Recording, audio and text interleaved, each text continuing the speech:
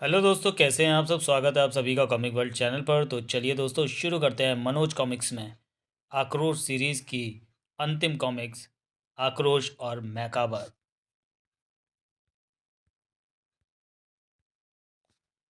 लेखक तिलक का एक और तूफानी कॉमिक्स विशेषांक, चित्रांकन दिलीप कदम, जयप्रकाश जगताप। आक्रोश और मैकाबर।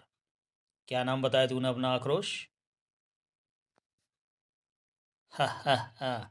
तू नौटंकी का छोकरा मैकाबर का मुकाबला करेगा? जा बच्चे जा, अपनी माँ के आंचल में मुंह छिपा।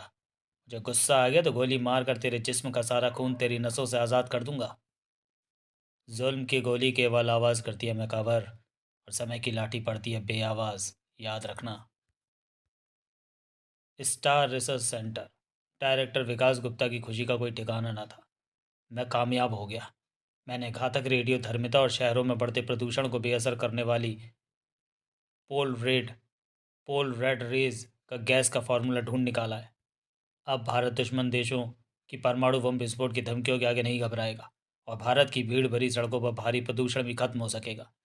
किंतु उस गैस के तुरंत प्रभाव के लिए मुझे रेडियम टू रेज की काफ़ी मात्रा में ज़रूरत पड़ेगी। उसी समय शहर के एक व्यस्त बैंक में, खबरदार, मेरे हाथ में नर्व बम है। अगर किसी ने मेरी और कदम बढ़ाया तो मैं इसे यहीं फोड़ दूंगा। खतरनाक भाव आ गए उस लुटेरे की आंखों में, और हाथ में दिखा कांच का एक कैप्सूल। इस गैस की भयानकता देखना चाहते हो तो देख लो। तड़प कर वहीं ढेर हो गए वह निर्दोष। ओह, इसके हाथ में तो सच में नर्व बम है। देखा, नर्व गैस का कमाल। जो मैं कहता हूँ वही करो।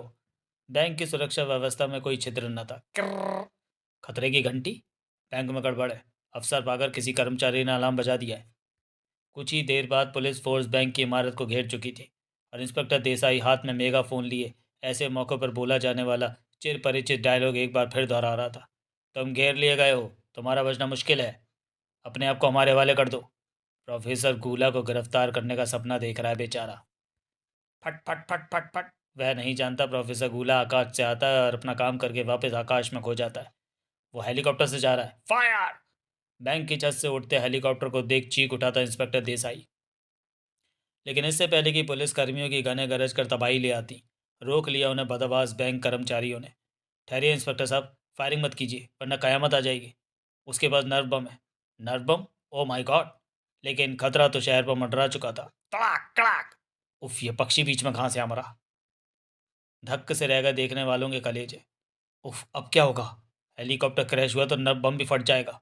इसी पर कटे पक्षी की भांति नीचे गिरते हेलीकॉप्टर से बाहर कूद गया प्रोफेसर गूला। पैराशूट के कारण मेरा कोई अहित ना हो सकेगा, और नर्व बम भी अब अगली लूट में मेरे काम आएगा। और इस दृश्य पर अब दो निगाहें और भी जम चुकी थी।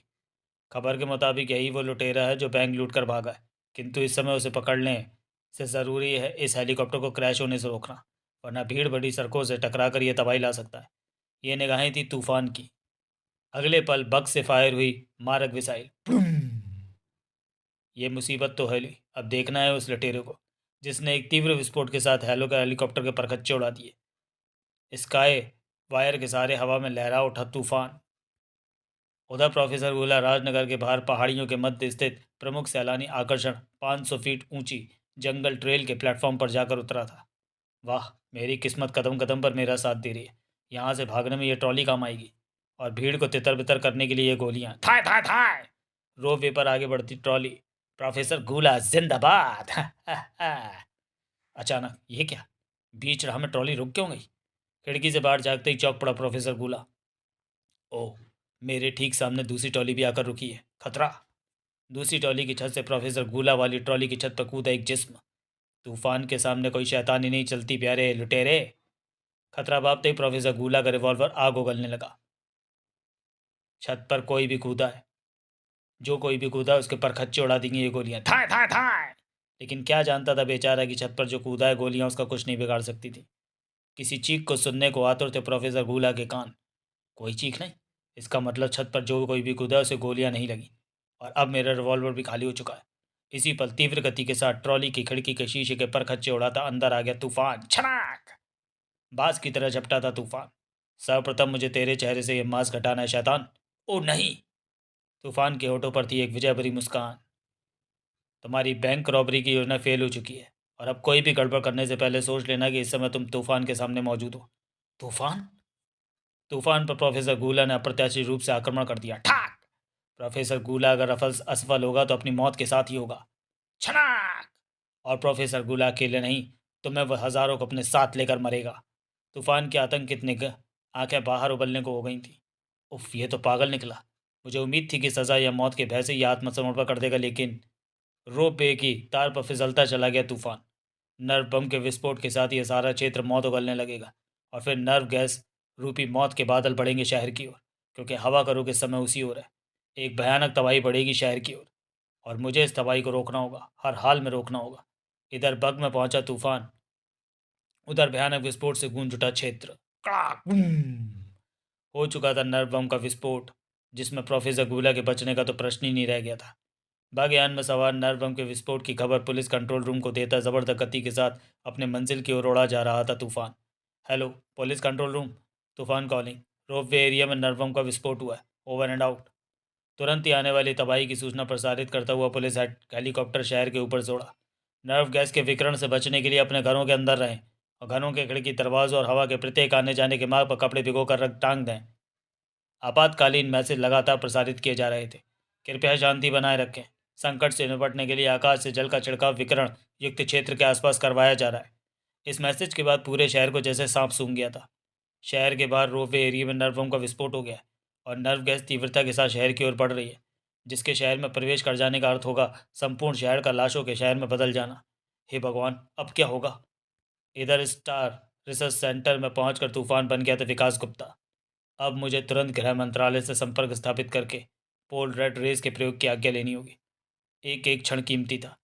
जी जी हाँ रक्षा मंत्री जी, मुझे पूरा यकीन है कि मैं अपनी गैस द्वारा नर्व गैस के विकिरण को दूर कर दूंगा और फिर जब कोई और रहा ही नहीं है ही नहीं, तो मुझे मेरे प्रयोग का इस्तेमाल ना करने देने का प्रश्न ही नहीं उठना चाहिए श्रीमान। किंतु क्या आपको अपने इस प्रयोग के साइड इफ़ेक्ट्स मालूम है?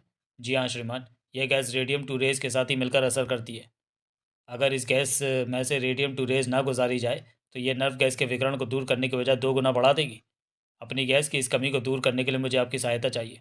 स्टार रिसर्च सेंटर में रेडियम टू की मात्रा बहुत कम है।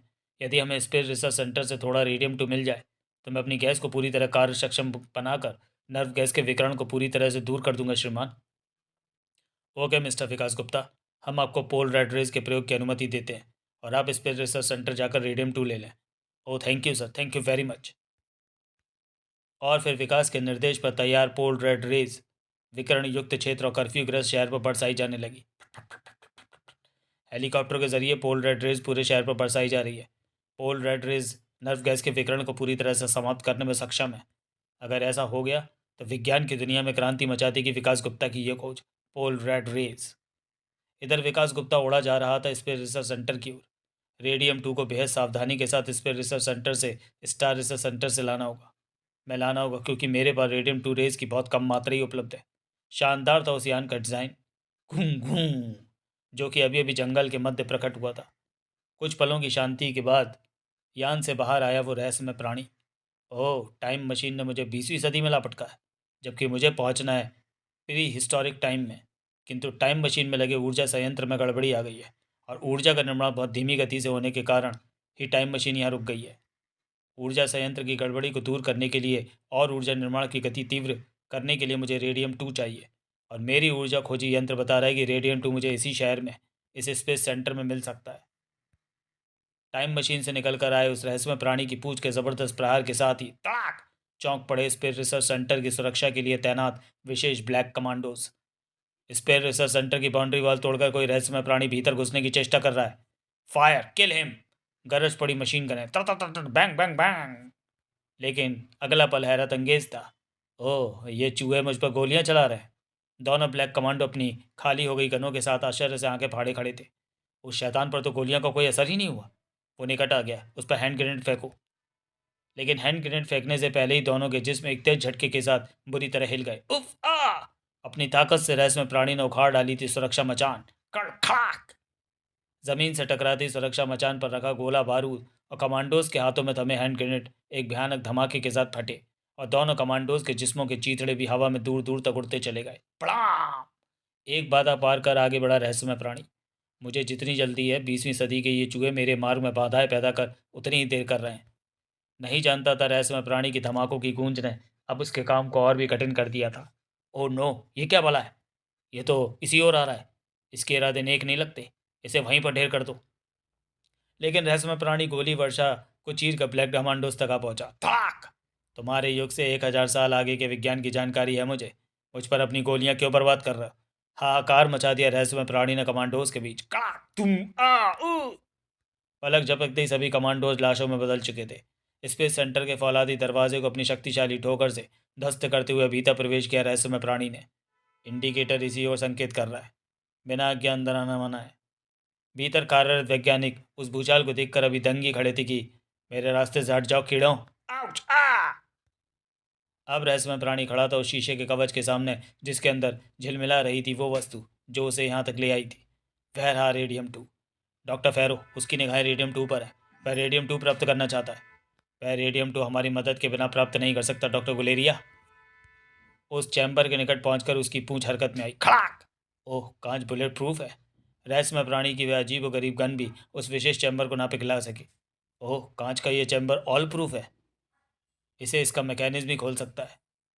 और मेरी एक आंख में फिट माइक्रो कंप्यूटर बता रहा है कि इस चैम्बर को हटाने के लिए इन पंजों पर 2 व्यक्तियों के हाथों की छाप देनी होगी। लेकिन किन 2 व्यक्तियों की? इधर डॉक्टर गुलेरिया ने अभी बाहर निकलने के लिए द्वार खोले ही था कि भड़ाक! रहस्यमय पढ़ाई के हाथ में एक खंजर दिखाई पड़ा और अगले पल खचाक! यह हाथ मुझे दे दे डॉक्टर।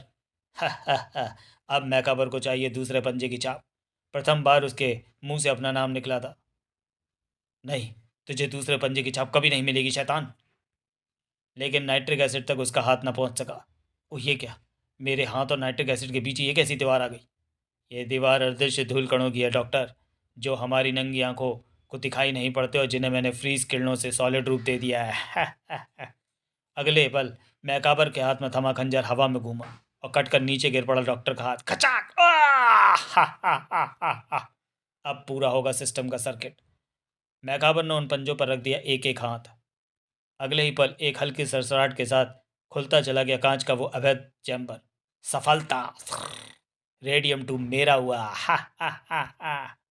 इधर विकास गुप्ता को अपनी कार स्पेस रिसर्च सेंटर की इमारत से कुछ दूरी रोक देनी पड़ी।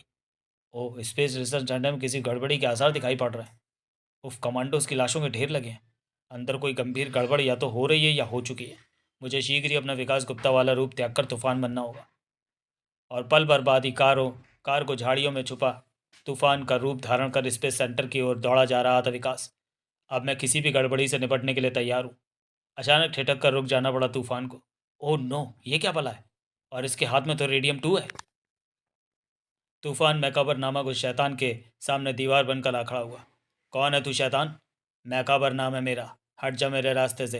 पहले ही मुझे बहुत देर हो चुकी है। सैकड़ों लाखों जिंदगियों को बचाने के लिए रेडियम 2 की बड़ी सख्त ज़रूरत है तूफान को। उसे मुझे वापस कर दे मैकाबर। रेडियम 2 के बिना तो मेरा भी काम नहीं चलने का। चल हट पीछे। ओह! तूफान की तरह उछला तूफान।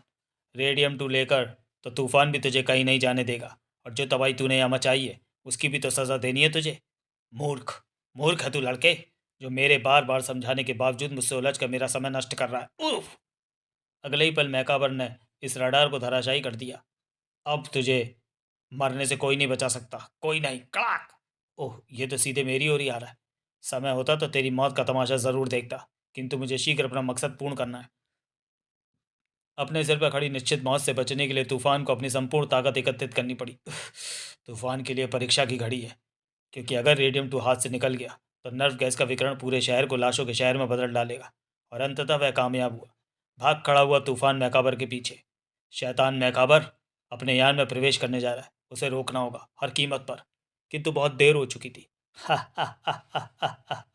अब कुछ ही क्षणों में मैं सैकड़ों बरस पीछे चला जाऊंगा और कोई मेरी परछाई भी न पा सकेगा। रेडियम 2 ऊर्जा संयंत्र में लगाने भर की देर है। मैकाबर के प्रवेश के साथ ही बंद होने लगा था यान का द्वार। ठीक इसी पर लहराया एक और जिस्म। नहीं, मैं इस द्वार को इतनी आसानी से बंद नहीं होने दूंगा। तूफान के प्रवेश के साथ ही बंद हो गया यान का भी दरवाजा। खट! कैसा यान है ये? तभी तूफान का मस्तिष्क एक तीक्ष्ण गंध के साथ ही चकराने लगा। अह, ये कैसी गंध है? मुझे अपनी सांस रोकनी चाहिए। किंतु देर हो चुकी थी। तीक्ष्ण गंध तूफान के नथनों में प्रवेश कर चुकी थी। मैकाबर की निगाहें टिकी थी उस स्क्रीन पर। हा हा हा हा। बड़ा हिम्मती निकला चूहा, लेकिन अब तो मेरा यान 20वीं सदी से कई बरस पीछे पहुंच चुका है। अब इसका शिकार मैं प्री हिस्टोरिक टाइम में ही करूंगा। स्पेस सेंटर से रेडियम 2 चोरी होने की खबर पाकर स्टार रिसर्च सेंटर में सनसनी फैल गई थी। ओ माय गॉड, अब क्या होगा? स्पेस सेंटर से रेडियम 2 चोरी चला गया और इधर रेडियम 2 का स्टॉक बेहद कम रह गया है। अगर 10 घंटे के अंदर अंदर रेडियम 2 यहाँ ना पहुंचा तो गजब हो जाएगा। अब इस शहर को तबाह होने से कोई नहीं बचा सकता। विकास साहब का भी कुछ पता नहीं चला, कहाँ चले गए होंगे? यह समाचार आकाशवाणी के जरिए शहर में फैला और इसी के साथ फैली शहर में दहशत। अब हमें कोई नहीं बचा सकता, हमारी मृत्यु निश्चित है अब। थार्क देश सम्राट विक्रोश पर जुनून सवार था। क्या कहा? तारका देश के सम्राट मार्का ने अपनी पुत्री राजकुमारी तारपीन से हमारे विवाह का प्रस्ताव ठुकरा दिया। भुगटियों में बल ही बल पड़े थे सम्राट विक्रोश के। तारका के बुरे दिन आ गए हैं। अब छिन गई तारका वासियों की मुस्कुराहटें। मंडराने लगी है उन पर तबाही और सिर्फ तबाही। सेनापति मगरा, सेना को आदेश दो। हम आज ही तारका पर आक्रमण करेंगे, आज ही। आक्रमण आज ही होगा सम्राट। मैं सेना को तैयारी का आदेश देता हूँ। कूच कर गई सम्राट विक्रोश की सेना। सर्वत्र चिंता ही चिंता मंडराने लगी तारका सम्राट मार्का के मुखमंडल पर। नहीं, ये कैसे हो सकता है पुत्री? कैसे एक बाप अपने कलेजे के टुकड़े को एक ऐसे वैशी के हवाले कर सकता है जो दूसरों के जिस्मों पर अपने जुल्म की लकीरें खींचकर आनंदित होता है, जिसके सीने में हृदय के स्थान पर पत्थर है? नहीं पुत्री, नहीं। ये हाथ जो ईश्वर से तुम्हारे सुख की ही कामना के लिए उठे हैं, अपना और तुम्हारा गला तो काट सकते हैं, किंतु तुम्हें उस शैतान को नहीं सौंप सकते पुत्री, नहीं सौंप सकते। किंतु पिताश्री, संपूर्ण तारका जानता है कि इनकार की सूरत में युद्ध होगा और उस शैतान की ताकत के आगे हमारी ताकत बौनी है। आपसे मेरी प्रार्थना है कि तारका को तबाही से बचाने के लिए विवाह प्रस्ताव स्वीकार कर ले। बस, बस कर पुत्री, तड़प तड़प कर कहते चलेगा सम्राट मार्का। इतना अधिक मत बोल कि भविष्य में कोई बाप बेटी के नाम से थर्राने लगे। चुप हो जा पुत्री, आ लेने दे दुश्मन को रणभूमि में, देख लेने दे हमें उनकी ताकत। सम्राट विक्रोश अपनी विशेष रथ पर सवार होकर रणभूमि में आ पहुंचा। आक्रमण! रणभूमि में गूंज उठी सम्राट मार्का की भी ललकार। आक्रमण! भयानक युद्ध छिड़ गया। मारो मारो मारो! यह युद्ध तो सम्राट विक्रोश ही जीतेंगे।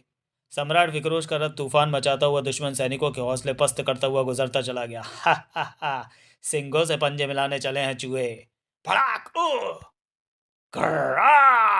नहीं, नहीं, इसे अभी समाप्त नहीं करना है चबेरा। अभी इसे केवल बंदी बनाना है। उफ, ये युद्ध हार गए हम। तारका महल पर सम्राट विक्रोश की विजय पताका फहरा दी गई और ठीक इसी समय महल के अंदर मची हुई थी अफरा तफरी। सम्राट, राजकुमारी तारपीन का महल में कहीं कुछ पता नहीं चला। ओह सेनापति मगरा, अपने सैनिक चारों ओर फैला दो। राजकुमारी तारपीन हमें किसी भी सूरत में अवश्य चाहिए और कल राज्य में क्रीड़ा मैदान में तारका की सारी प्रजा को इकट्ठा होने का आदेश दो। कल हम समझाएंगे तारका वासियों को अपने कानून।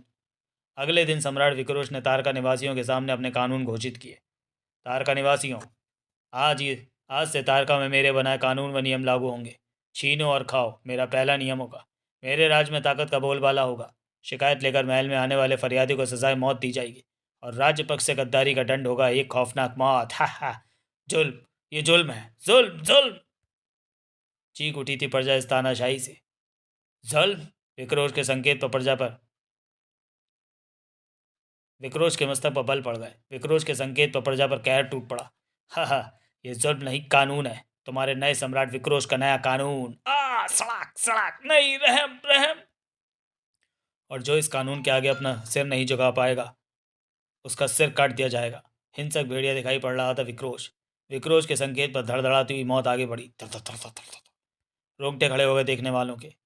ओह, हमारे सम्राट का जीवन संकट में है और हम इस दरिंदे के आगे कुछ नहीं कर सकते। सम्राट मार्का सहित महामंत्री, सेनापति व अन्य मंत्रियों की सांसें भी अटकी थी। ओह, मेरे बाद क्या होगा मेरी बेटी का? बेटी तो वहीं मौजूद थी जिसकी नसों में हिलोरे ले रहा था बेचैनी का लावा। गुरुदेव, आपके कहने से अभी तक चुप थी मैं, किंतु अब मुझसे बर्दाश्त नहीं हो रहा। अपनी आंखों के सामने अपने पिता की मृत्यु, लानत होगी मुझ पर गुरुदेव। मैं बचाऊंगी उन्हें गुरुदेव। नहीं पुत्री नहीं। पागलपन सा सवार हो गया था राजकुमारी पर। उसके पीछे ही नीचे कूद पड़े गुरुदेव और थाम ली राजकुमारी की कलाई। मूर्ख लड़की, अगर तू वहां गई तो स्वयं अपनी ही रक्षा न कर पाएगी शैतानों से। छोड़ दीजिए गुरुदेव, मुझे छोड़ दीजिए गुरुदेव। इस हलचल से आकर्षित हो संकट की क्रूर निगाहें जम गई उधर। अरे वहां कौन है? ओह, होलिये से तो ये राजकुमारी तारपीन लगती है और साथ में है राजगुरु। राजकुमारी तारपीन! उधर क्रीड़ा स्थल पर मौत की धड़धड़ाहट के साथ ही गूंज रहे थे सम्राट विक्रोश के दरिंदगी भरे ठहाके। तुम्हारे सम्राट की मृत्यु से पूर्व कोई यहाँ से नहीं हिलेगा। हा हा हा। गूंज उठी सेनापति की मर्म स्पर्शी चीखें।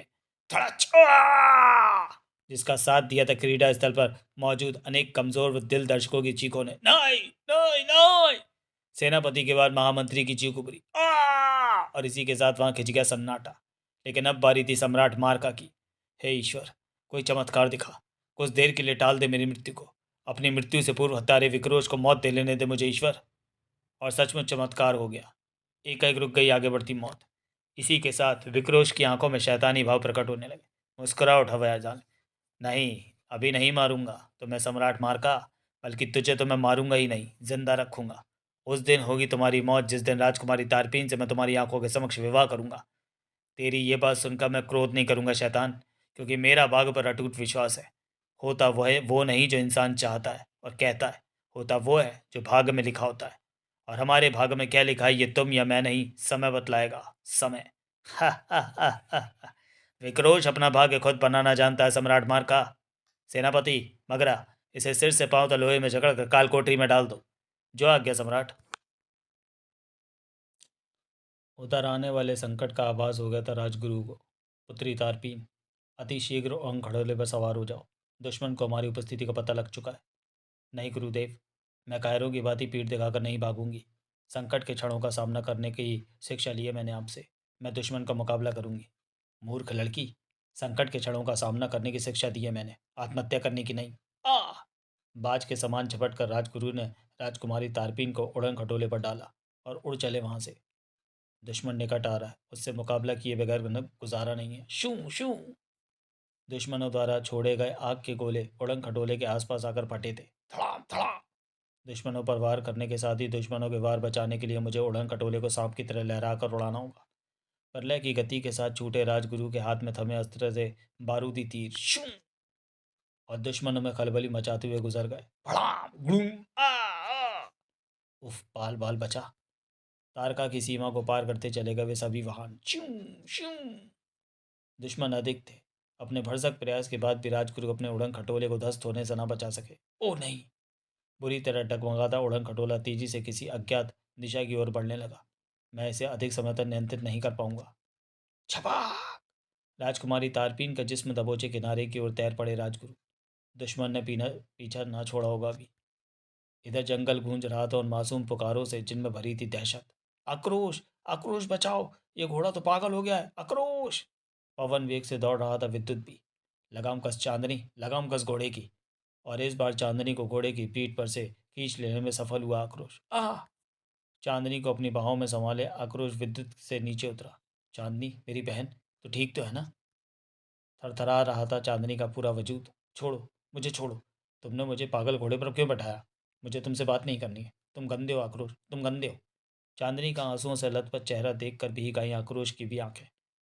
तुझे पागल घोड़े पर मैं क्यों बिठाऊंगा मेरी गुड़िया? हाँ, चाबुक तो मैंने जानबूझकर ही उसे जोर से लगाया था, ताकि घुड़सवारी के इन नाजुक क्षणों में तेरे धैर्य की परीक्षा ले सकूं। लता के समान आक्रोश से चिपट गई चांदनी। और मैं धैर्य की इस परीक्षा में अनुत्तीर्ण हो गई ना आक्रोश। मैं कभी एक अच्छी घुड़सवार नहीं बन सकूंगी ना। तू ज़रूर एक बहुत अच्छी घुड़सवार बन सकेगी। आक्रोश बनाएगा तुझे बेहतरीन घुड़सवार। आक्रोश का संकेत पाकर विद्युत गति से दौड़ पड़ा विद्युत। चल विद्युत। इधर राजकुमारी तारपीन की ढाल बने हुए थे राजगुरु।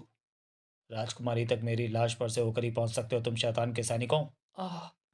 राजगुरु को लाश में बदल डालने पर ही तुले हुए थे दरिंदे। टड़ाक, शू, उफ।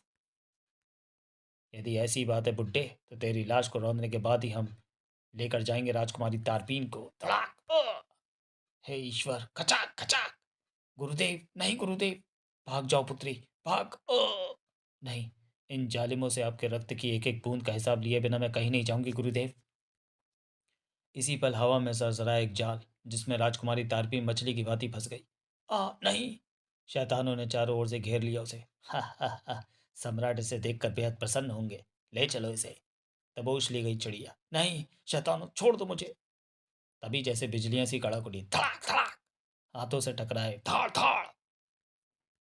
क्यों बच्चों, चोट तो नहीं लगी? खत्म कर दो इसे। ओ विद्युत, चांदनी को सुरक्षित स्थान तक ले जाओ। जरा मैं इन मगरमच्छों को मछली बना कर आता हूँ। आक्रोश के हाथों में दिखाई पड़ी तश्तरियां और फिर साय साय साय शस्त्रों का मुकाबला शस्त्रों के साथ। और निहत्तों का मुकाबला। निहत्ते जाल में फंसी बेबस स्त्री को देखकर खूब ठहाके उगल रहे थे तुम्हारे कंठ। अब हंसो, अब लगाओ वैसे ही ठहाके। धड़ाक।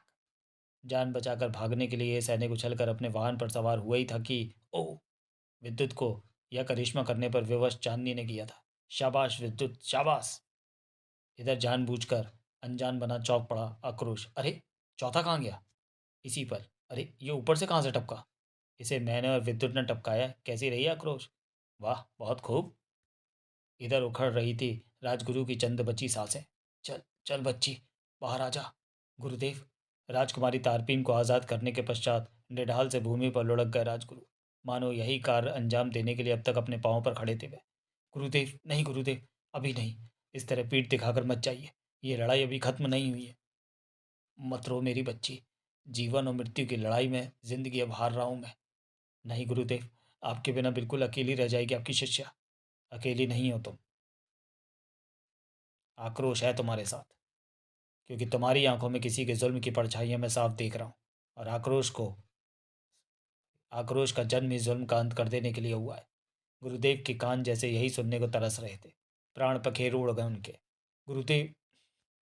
मत रो दीदी, इन्हें रो लेने दो चांदनी। निकाल लेने दे हृदय में भरा दुख का गुबार।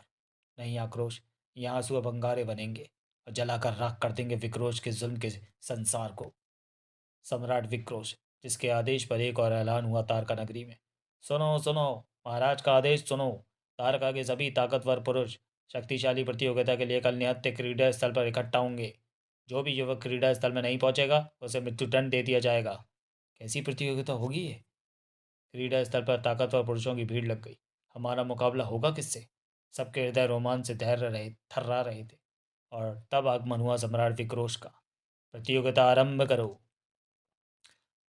सम्राट सम्राट विक्रोश के आदेश के साथ ही जैसे भूचाल सा आ गया वहां। उफ, तो ये है हमारे प्रतिद्वंदी। धोखा, ये हमारे अंत की साजिश है। लाशों के ढेर लग जाएंगे यहाँ। नहीं। हा हा हा हा। एक तानाशाह राजा के राज्य में ताकतवर पुरुषों को बगावत की चिंगारी कहते हैं। इन चिंगारियों को बुझा देना ही समझदार राजा की पहचान होती है।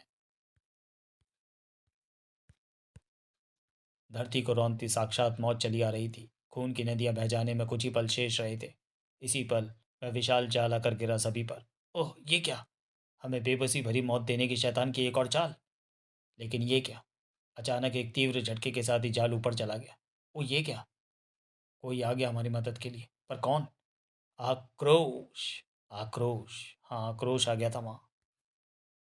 इधर खाली क्रीडा स्थल में ज्वालामुखी फटने जैसे सर गूंजे। धड़ाक धड़ाक। भयानक जीव आपस में ही टकराकर चित्त हो गए थे। अपनी पराजय का दृश्य देखकर सम्राट विक्रोश के सनक का दौरा पड़ गया। सेनापति मगरा, कौन है उस यान में? जाओ पीछा करो, उसे पकड़ कर लाओ। सैनिक, यान लाओ जल्दी। उधर आक्रोश गिलो यान नीचे उतारकर सभी युवकों को आज़ाद कर चुका था। जाओ, अब तुम लोग सुरक्षित हो। यह आक्रोश है, जैसा कहता है करो। राजकुमारी जी, आपका आदेश हमारे लिए सर्वमान्य है। आक्रोश, आज तुमने विक्रोश की सनक को अपनी आंखों से देख लिया।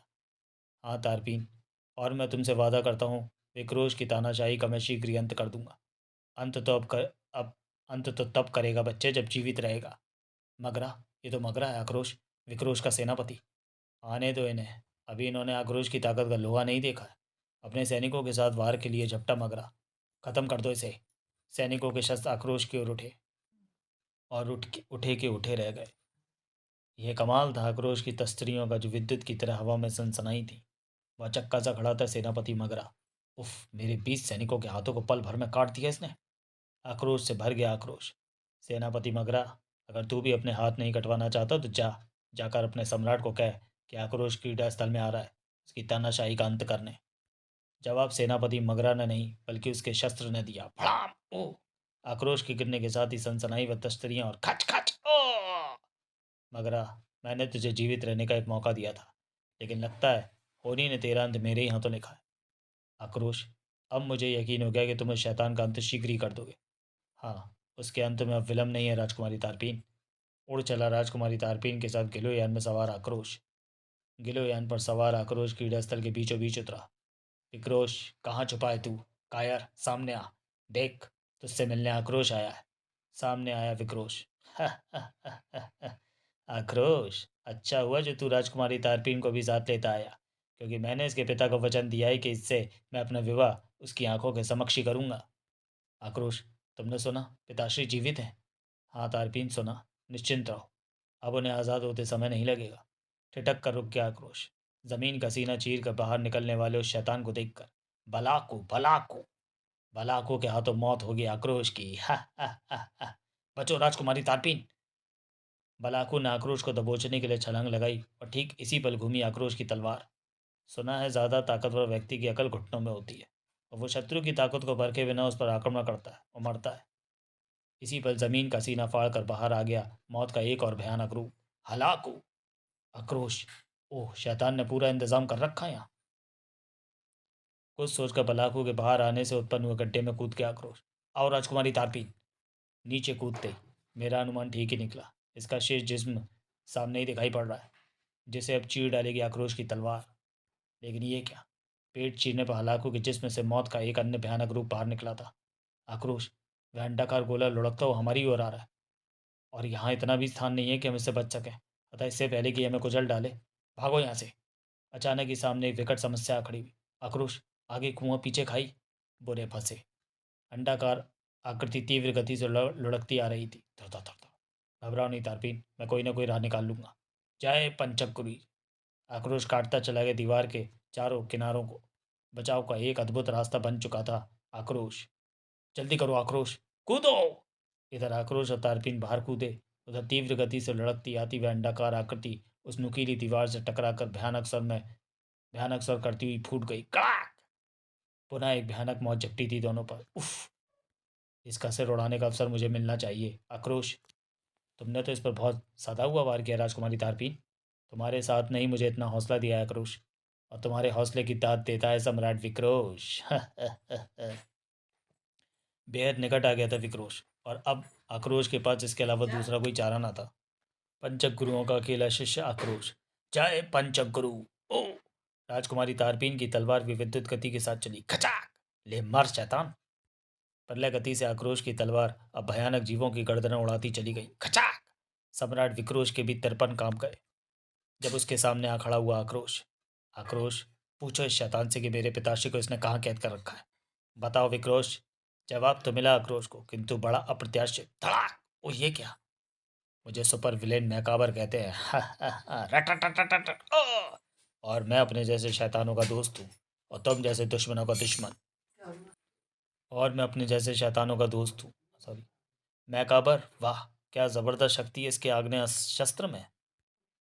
हिलने की चेष्टा मत करना आक्रोश, अन्यथा मेरी स्टेन गन से निकली गोलियां राजकुमारी तारपीन और तुम्हें पल भर में मौत दे देंगी। आक्रोश, मेरी परवाह मत करो और दोनों शैतानों को समाप्त कर दो। भयंकर इस आग्नेयास्त्र की मारक शक्ति, इस समय वही करना है जो ये चाहता है, क्योंकि अगर मैंने तश्तरियाँ निकालने की चेष्टा की तो ये सचमुच वही करेगा जो कह रहा है। मिस्टर आक्रोश, अब तुम आक्रोश नाम के इस दुश्मन को अपना कैदी सॉरी मिस्टर विक्रोश, अब तुम आक्रोश नाम के इस दुश्मन को अपना कैदी बना सकते हो। सैनिकों, बंदी बना लो इसे। गुरु की नीति विद्या के मुताबिक इस समय यही उचित होगा। कुछ न कर सका आक्रोश और सैनिक दोनों को बंदी बना ले गए। इधर विक्रोश घूमा मैकाबर की ओर। तुमने मेरे लिए जो कुछ किया उसके लिए मेरे प्राण भी तुम्हारे लिए हाजिर है मैकाबर। मुझे तुम्हारे प्राण नहीं चाहिए, मुझे तुमसे दीर्घाकार दैत्य जीवों के कई अंडे चाहिए, जिन्हें मैं भविष्य में सन 3000 में ले जाकर फोड़ूंगा, क्योंकि सन 3000 में ये दीर्घाकार दैत्य जीव मानवों में तहलका मचा सकते हैं। मैं तुम्हें ऐसे जीवों के कई अंडे दे सकता हूँ, किंतु बदले में तुम्हें मुझे अपना आग्नेयास्त्र देना होगा और मुझे इसे चलाना सिखाना होगा। मंजूर है।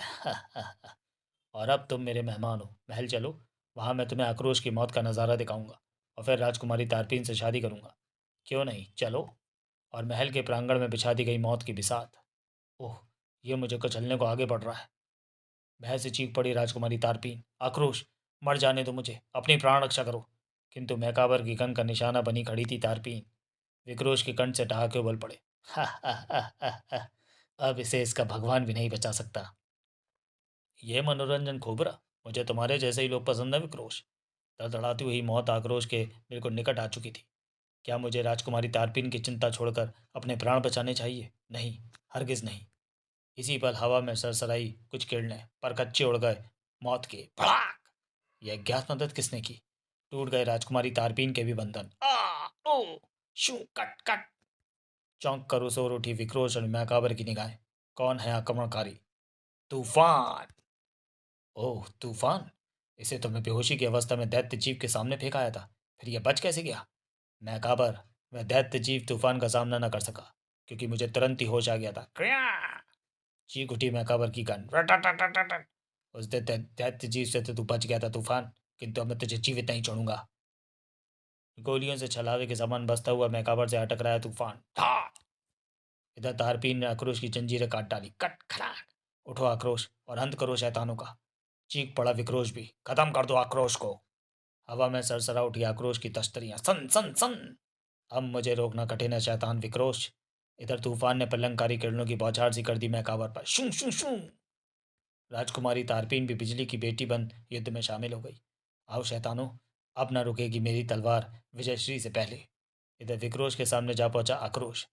विक्रोश, मुझे तो मेरे भगवान ने बचा लिया, अब तू बता कि तुझे तेरा शैतान बचा पाएगा या नहीं, क्योंकि तुझ जैसे शैतान शैतान के ही पुजारी होते हैं। टनाक टनाक ओ। शस्त्र छोड़ दिया, तुझे तो युद्ध भी करना नहीं आता विक्रोश। आक्रोश की ठोकर खाकर सिंहासन पर ही लुढ़क गया आक्रोश। ठाक ओ। आक्रोश ने अब उसे कोई अवसर नहीं दिया और खचाक ओ। मौत की अंतिम हिचकी के साथ ही उसकी आंखें फटी की फटी रह गई। राजकुमारी तारपीन, मैंने अपना वादा पूरा कर दिया। इधर तूफान की प्रलंकारी किरणों से जगह जगह से चटक गई मैकाबर की खाल। ओह, मेरा रक्षा कवच टूटने वाला है। इस बार मैकाबर के शक्तिशाली प्रहार से तूफान की आंखों के समक्ष घूमने लगे रंग बिरंगे सितारे। तड़ाक!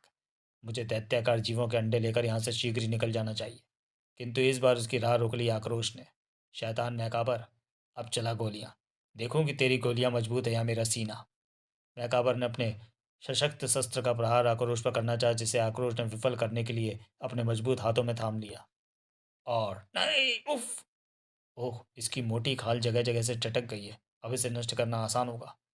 मैकाबर के घूंसे की चोट से न केवल बचा ही आक्रोश, बल्कि उसके हाथ की खाल भी खींच ली। ओ नहीं! और तलवार के इस भरपूर झटके से उसके शरीर की पूरी खाल बिखेर दी। कड़ाक! आक्रोश, तूने मेरी परसों की मेहनत को धूल में मिला दिया, तुझे भयानक मौत दूंगा मैं। मैकाबर ने यह स्तंभ उखाड़ लिया और याई ओ! ताकत की जंग थी। आज तेरी सारी चेष्टाएं विफल कर देगा आक्रोश, और ताकत की ही जीत निश्चित थी। धाड़! इसी पल सनसनाई तश्तरियां सन सन सन सन गूंजती चली गई चीखें, और कई टुकड़ों में बट गया मैकाबर। आखिर ताकत की ही जीत हुई थी, और इधर तूफान ने शीघ्र ही अपने मस्तिष्क को नियंत्रित किया। ओह! आक्रोश ने मैकाबर को समाप्त कर डाला। अपनी रिस्ट वॉच पर निगाहें डालते ही उछल पड़ा तूफान। उफ! केवल आधा घंटा बचा है। आधे घंटे के लिए रेडियम 2 का स्टॉक मौजूद है स्टार रिसर्च सेंटर में। आक्रोश, मुझे अतिशीघ्र 20वीं सदी में पहुंचना है, जहाँ रेडियम 2 की सख्त आवश्यकता है, जिसे शैतान मैकाबर चुरा लाया। मुझे मैकाबर की टाइम मशीन तक शीघ्र पहुंचना है। तूफान, आज तुम्हारे कारण ही मेरे प्राण बच सके, और मैं राजकुमारी तारपीन को दिया अपना वादा पूर्ण कर सका। अगर मैं तुम्हारे किसी काम आ सका तो मुझे प्रसन्नता होगी। अतिशीघ्र इस गिलोयान में सवार हो जाओ, मैं तुम्हें तुम्हारे नियत स्थान पर पहुंचा देता हूँ। और फिर राजकुमारी तारपीन से भी विदा लिया आक्रोश ने। अच्छा राजकुमारी, अब मैं भी चलूंगा। तुम्हारे पिताजी कैद खाने में सुरक्षित होंगे, उन्हें तुम शीघ्र ही कैसे स्वतंत्र करा लेना। तुम्हारी बहुत याद आएगी आक्रोश। इधर स्टार रिसर्च सेंटर में नर्व गैस पूरे शहर में फैली हुई है, और रेडियम 2 का स्टॉक खत्म हो रहा है। केवल 5 मिनट बाद ही नर्व गैस अपना घातक असर दिखाना शुरू कर देगी। यह समाचार सुनकर पूरे शहर में मातम छा गया। अब कोई नहीं बचेगा यहाँ, और अब यहाँ से निकल भागने का भी अवसर नहीं। 1 मिनट, 2 मिनट, फिर बीत गए 4 मिनट। शहर को डसने के लिए चुपचाप खड़ी थी मौत, जबकि स्टार रिसर्च सेंटर के उस चैम्बर में प्रवेश किया विकास गुप्ता ने। विकास साहब, और खट! विकास गुप्ता के हाथ ने उस चैम्बर में फिट कर दिया रेडियम 2 को। खतरा टल गया दोस्तों। अब हमारे पास रेडियम 2 का इतना बड़ा स्टॉक मौजूद है कि हमें नर्व गैस से घबराने की कोई ज़रूरत नहीं। ओह, आप ठीक समय पर पहुंचे सर। हाँ, लेकिन अब मैं कुछ देर विश्राम करना चाहूँगा। सचमुच विकास गुप्ता को अब विश्राम की सख्त ज़रूरत थी। समाप्त। तो चलिए दोस्तों, वीडियो को यहीं समाप्त करते हैं और मिलते हैं मनोज कॉमिक्स के किसी अगले हीरो की कॉमिक्स में, अगले वीडियो में। तब तक के लिए धन्यवाद।